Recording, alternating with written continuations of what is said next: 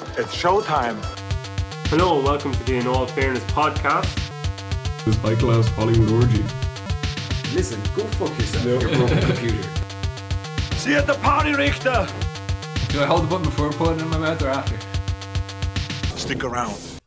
So, like, recently, the Gambit Movie got a third director and lost its third director, okay? So, originally... He displeased you, did he? I decided to get rid of him. Rupert Wyatt was originally going to direct it, and he left due to scheduling conflict, but I think it had more to do with the script not being good. The script was written by Josh Zettimer. He wrote the Robocop reboot, but it's based on a treatment by Chris Claremont, who created, one of the creators of Gambit. So then they brought on the second director, Doug Lineman, and he left as well due to scheduling conflict. But in between all this kind of stuff happening, I think Logan came out and really kind of Logan was done on a low enough budget as well as Deadpool, and the two films really changed the Fox's comic book movies. And Channing Tatum was done interviews. Like, there was a long period when the movie was announced and that Channing Tatum was going to be producing it and with his partner, and that he was starring in it. He hadn't signed the contract, so then it was up in the air whether or not he was going to star in it, and then he did, and damn, my brain's not working properly. The blonde chick from Mission Impossible 4, French actress, Don't know. She'd signed on to play Belladonna Bordeaux, and now you don't know if she's in it or not. Lizzie Chaplin now maybe starring in it. They don't know the character, but she's in talks for it. For someone with a charm power, it's really hard for them to get people to You should. I was in. Oh, get your. Where does this meme of you hating the idea of Gambit having a charm power come from? He doesn't have one, but it's been claimed. By who? Like who? By people on the internet. Oh, okay. Jordan's mortal enemies. We covered this 100 times. Oh, okay, fine. If you listen to the podcast, you go about it. You know what podcast you're a part of? Yeah. Well, you were living up in Canada. More we than stayed any... right here and did the same stuff. And I did the same stuff in a different country. With different money. With joke money. But, you know, if you use Canadian money in Monopoly, you go to jail immediately for counterfeiting. Anyways, the most recent director was Gore Verbinski. He brought in... What else did he make? He made Pirates of the Caribbean, the Ring remake. Well, not the remake, but the American version of the Ring. He did... I think he did a Harry Potter movie, maybe. Oh. Maybe not. Oh, he also did The Lone Ranger. I think he did the animated one with Johnny Depp. The Rango? Rango, yeah. Rango. He did Rango. But he left as well due to scheduling conflicts. Originally it was meant to come out What is up with this schedule? I don't know. How busy could this guy be? Like, never. But Channing Tatum did say in interviews, because it was it was meant to come out in like 2016, then 2017. Yeah, it's been or 2017, 2018. He said that basically they were rewriting the script as well. Before Gore Verbinski came on, they were going to rewrite the script, make it better, and we talked about it before. It's apparently it's going to be a heist movie. But Gore Verbinski's dropped out now, but the movie's still going ahead. But there's so many articles online. There's a lot of hate for Gambit as a character, and he's my favourite character, so obviously I'm biased towards it all. But the excuses that people use for the hate for him is, he was created in the 90s, he's such a 90s character, like he came in with a mysterious past. But the 90s are cool now. 90s are cool now. No, they're still not cool, they still have bad shit in them. Like, but I think it was, when he showed up, there was such mystery about him, because originally the character was going to be a villain. Eventually, he was going to be the one to portray X-Men. But his real name wasn't like revealed for nearly a year in comic books. Like the first part of his name, his second. It's not a very cool name. It's not like Logan. No, it's an awesome name. Remy LeBeau. Remy LeBeau. By the way, there's a guy who talks about comic historian is his name. Yeah. I love his show, but he did one on Gambit and he kept calling him LeBeau because he didn't. There's a freaking movie out where Hugh Jackman goes, "Are you Remy LeBeau?"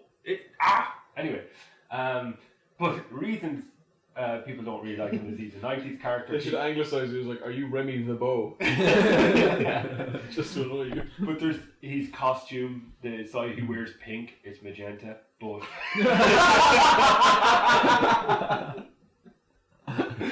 Gordon, I don't think you'll ever love another human being as much as you seem to love these fictional 90s. Gordon, don't tell my wife. you could have an actual child and not be as protective of it as you are of Gambit. Like, It's magenta! I get the costume. When you learn about the colour magenta, it's literally because of printer ink or photography, right? And you never use that word. If you use that word, you've revealed something about yourself. That you know that word. You think it applies to the real world. I get the costume because it's kind of. I suppose in the 90s it was kind of funky looking, but nowadays it's like, okay, he's got a headpiece. Could you as well. buy those in shop? What is that? The headpiece? The sock. I don't know. Could you buy those? Did he Oh, just it's make that armour, up or it's colour it headgear. in? I It's don't a know. fucking sock. That's Jim Lee. Jim Lee designed it. the colour pink is coming back now, though, apparently. My little brother and all his fucking fashionable mates all wear pink now. But here, So it's they've cool, given him, in apparently. the comic books, they've changed his costume a few Really? times and they're giving him some cooler variations of the costume. But they keep going back to the armour, the magenta armour. His accent is another thing that irks most people that read the comics, especially like websites like Comic Book Resources, CBR, and a site like they give the comics negative reviews. They just don't like them and shit on them every chance they get. Like they don't get in the 90s. Gambit was maybe on par or just below Wolverine in popularity, and it grew and grew and grew. And the thing that kind of the downfall of his popularity kind of began around 98, 99 when they revealed his past. They kind of revealed his big dark secret because there was mystery to the character, and it kind of chipped away at the mystery. And then he had an ongoing series, 99, 2000, it ended near enough 2001. And it was quite popular, but the reason why it ended wasn't due to low sales, it's because the editors at the time wanted to get rid of a lot of the X-Men titles. They thought there was too many, and they wanted to lessen it. So, and then it depends on the writers as well. Grant Morrison came in and was doing new X-Men, and whoever took over Uncanny at the time, I think it was before Chuck Austin, and I think it was Casey he was writing it. They didn't really want to use Gambit. Chris Claremont was doing Extreme X-Men, and he used Gambit for about 20 issues, and then they put him into limbo. Him and Rogue were written out of it. They were given kind of like a happy ending in a way. And then the noughties came along, and he hasn't been written well really in a long time, and his popularity isn't what it was in the 90s. But the fans that he's had are still fans today. Yeah. So he's still popular to the fans. He never he's a cool lost. character, though. He's a super cool character. And his accent, saying his He accent. sounds really cool and he wears magenta. But the accent is kind of a lame excuse to say he sucks because of his accent. And Actually, sorry. Yeah. On a scale of like 1 to charm power, how mad would you be if Fox said fuck it and sold the rights of Gambit to Yu-Gi-Oh? to who? Yu-Gi-Oh! Why? Card based. And it just like there was no more X-Men, and it was like because you'd probably still buy the merchandise, wouldn't you? Yeah. All Gambit's cards have little Illuminati eyes on the back of them. Gambit will punish the Shadow Realm. But here's the thing as well that they say, that especially because I read this article recently that the reason why there shouldn't be a Gambit movie, and he's a 90s character, the costume, the accent, they're not going to bring the costume into the movie. It won't work. Yeah, they the didn't do it accent- for Wolverine. They didn't do it. They're not going to do it for him. Yeah. The accent, they can give him a bit of a Cajun accent. Don't make him like down south. Like most characters that meet him in the comic books kind of describe him as sounding French. They think he's French, and he's like, I'm Cajun actually. But the accent can be lessened a bit. I understand that. But lame powers is another thing they keep coming up with. His powers are very good. His powers are freaking awesome. He charges. He can tap. He taps into the My brain is not working right You now. can charge stuff with You kinetic can charge energy. with kinetic energy. Tap into the kinetic potential energy of any object, as long as it's inorganic, which means nothing living. And he uses Thanks for clarifying that. fuck you. He uses playing cards as a weapon of choice, but he can use anything else, like table, fucking clothes. Wait, can you do it to plants? No, that'd be organic. No, they're Fruit. organic. No, That's organic. maybe the skin of fruit when you Dead people. Well, no, it's still organic. dead people. It Yes, does- it 'cause doesn't. there's this issue with zombies. He charges the zombies and throws them at people. Like other zombies. But he's got a really cool power set, and like the other thing to go into saying like there's more deserving characters. What do you want to say? Go on, spit it out. There's more deserving. The X-Men roast we can do. Oh, we'll do that another time. okay. But there's other characters more deserving of it, and the list Rogue and the list Psylocke, which we've seen twice in X-Men movies. And X-Men Yeah, Last what is her Stand. thing? She makes pink, or are they magenta swords? They're purpley pink, I think. Okay, you seem to know the different shades there. No, I but just because know she makes the only swords- reason I know his costume's magenta is because someone was complaining about it on a letters page to one of the editors, and the editor was like, "It's actually magenta, not pink." Okay, but Psylocke makes swords, No, Psylocke is a telepath. but she has swords. Okay, so here's the reason why. Yeah, she can create a telekinetic sword or This telekinetic. is only swords. No, it's not a sword. It's a knife as well that she on her comes out of her wrist, and it's her pink is her power signature. But here's the thing about Psylocke. Psylocke was originally I'm not a big fan of her, but she I think she was created in the 80s. She was originally this British woman who I think it was the hand took her consciousness and put it in a Chinese woman's body, so now she looks Asian. She's still the same Psylocke, but she's just in an Asian woman's body. How can you that The that Hand make had a a lot of time weird in it. fucking movie? Yeah. Shadowcat, Kitty Pryde is apparently getting a movie as well. Ah, that's good. That's a handy power. But here's the thing about Did they ever explain how she doesn't fall through the world? who concentration, I think. Okay. If she knows how to use her You know she powers. turns intangible. Yeah. That's her She power. does it to Vinnie Jones' Juggernaut. She pulls him down. She pulls him Right. into the ground. and he uses something from one of the early Vira videos. I'm the Juggernaut, bitch. Yeah. Someone took the X-Men animated series and it's just the Juggernaut going around. I'm the Juggernaut, bitch. That's it. I would love if they got Guy Ritchie to make actually Guy Ritchie's Gambit movie would be cool. No. But Guy Ritchie, if he did a movie with the X-Men just so he could have Vinnie Jones as a Juggernaut, but do the thing he does with Vinnie Jones in every fucking movie, where he has like, even though he's like the strength of like 1,000 people, he still just like slams a car door on some guy's head a load of times. I thought, like, here's the thing, right? Whenever I'm talking to Martin or someone else about Gambit, things just I can say it straight away. But whenever we sit down to record it, I mumble, I forget stuff, and Oh, we've tried It's to do depression. how many times have we tried to do an actual straight up Gambit? twice. Twice, yeah. We actually have a recording where it's just me mumbling for half a minute and like. And then if Yeah, exactly. Magenta and Magenta. But this is basically going to be a quick little pod just for more on the movie, and to be like, there's a lot of negativity coming out around it, a lot of articles going up and saying why the movie is doomed, and saying there is an issue with them losing directors. Yeah. But the movie's going to be made. They have the lady who did the costume design for Mad Max and won the Oscar for it. She's signed on for the costume design of it. The DOP, I can't even his name, he works with Gore Verbinski. There's still a crew there. They're still crewing up for it as well. Vince The Grabowski. production. The only thing is they don't have a director right now, but they're finding. I think Steven Soderbergh would be a great director for it. He has Oh, worked- actually, yeah. yeah, he did Oceans and he did Logan Lucky as well. That's his thing, though. Is heists. And he's but he's worked with Channing Tatum. He did Magic Mike and all that. But I don't think he'd want to take on this big budget because it's apparently 155 million of a budget for it, which is kind of worrying because it's a lot of money, which means there's producers, you know.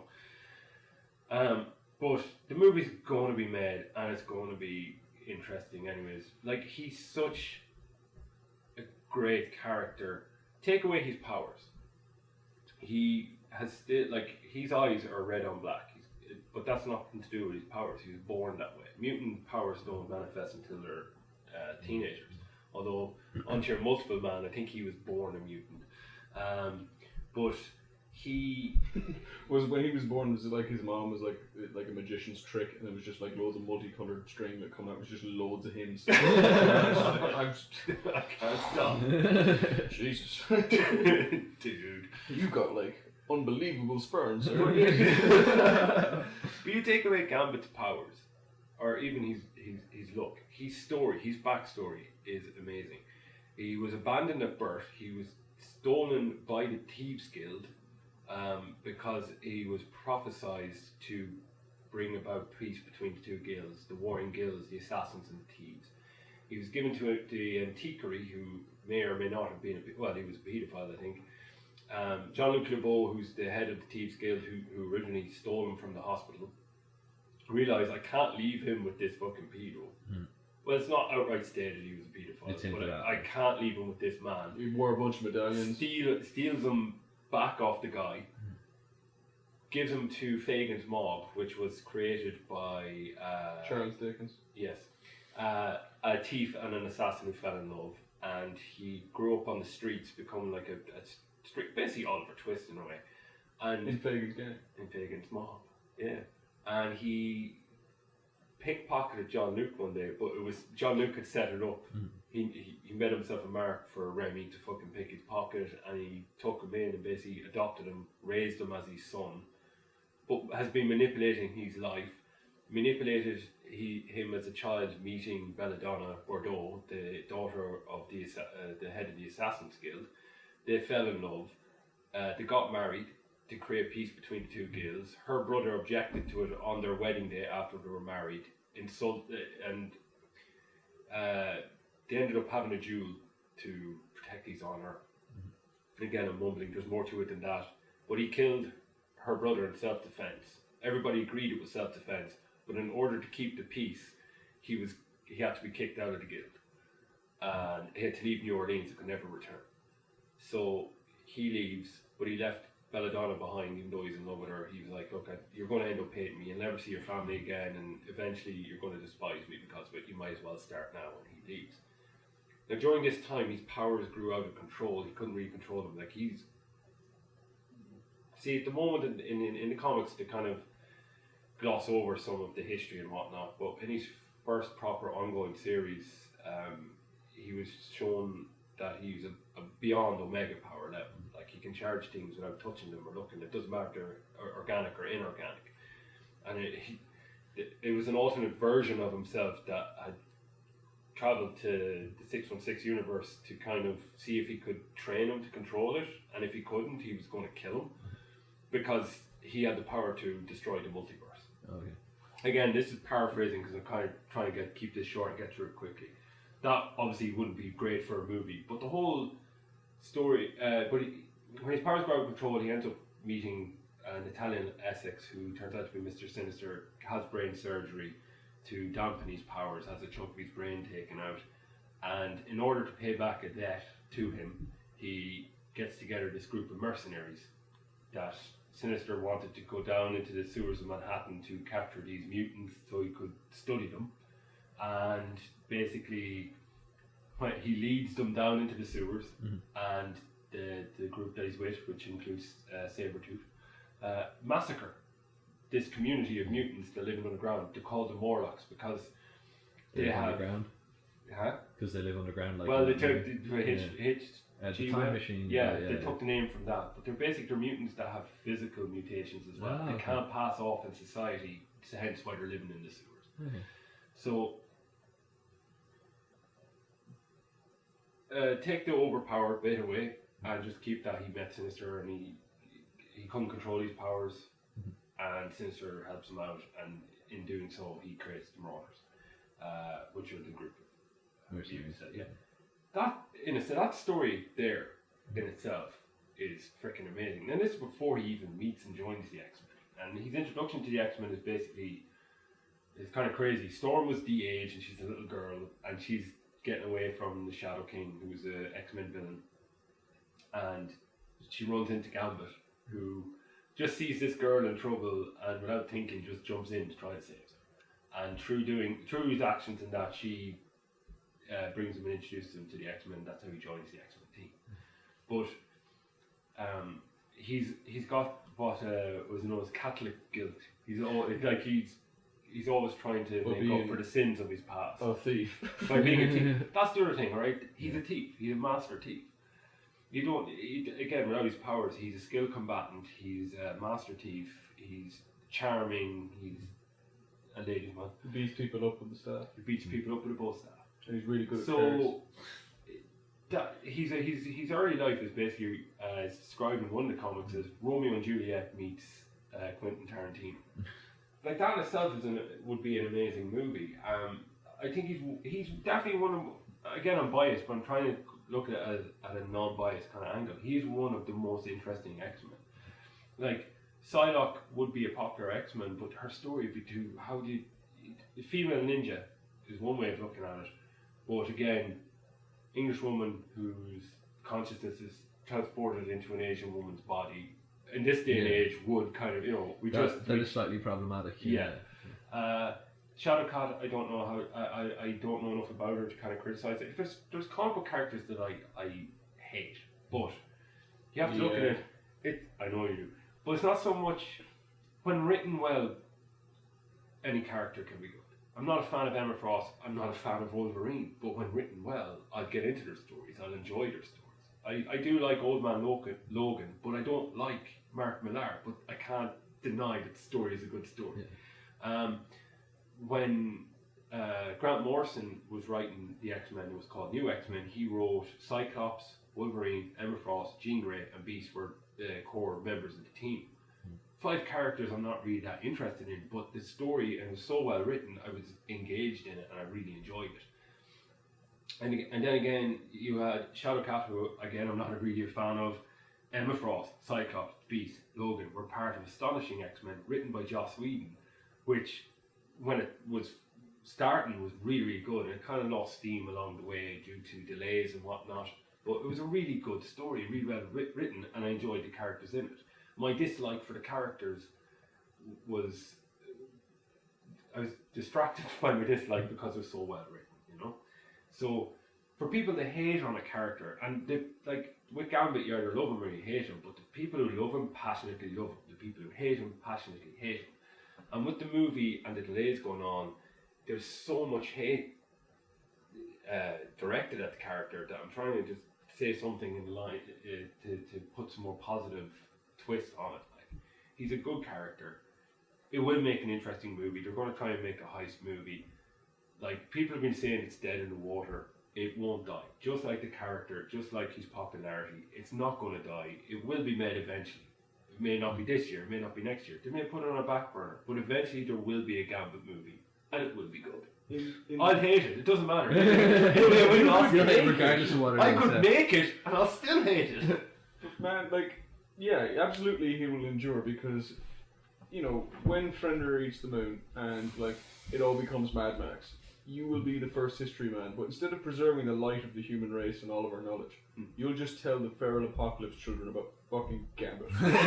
All of our civilization will be based off of warring tribes about the proper interpretation of what the Gambit movie should be, and that's what and the cycle will continue. For all we know, that's already happened.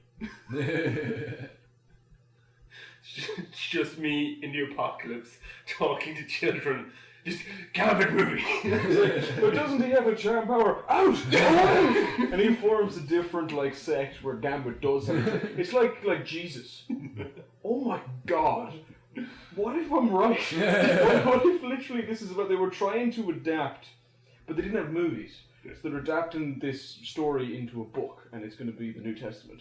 But there's all different issues. So you got the ones that don't make it in. And there's the heresy where Jesus is both Father, Son, and Holy Spirit. This is one where he's went to Egypt for a while and this, and where he died, and when we came back together, and they're trying to work out what the fucking canon is. and then people are such nerds, because they've always have been, that they just started killing each other over the differences in it. And this is what is going to happen again with Gambit. Like with you. Like when the apocalypse happens, you will survive specifically to make sure that Gambit survives. That people know, you'll make your own new world, Gordon, your own canon of the X-Men, where there's like, the people you don't like just never existed, they're wiped out of history, and it's just fucking Gambit led the X-Men, and that's literally all we know about the last 3,000 years of history. He doesn't have a charm power. Yeah. Legend says of the charm power. Heretic. I say he wore pink. It was magenta! Enough talk.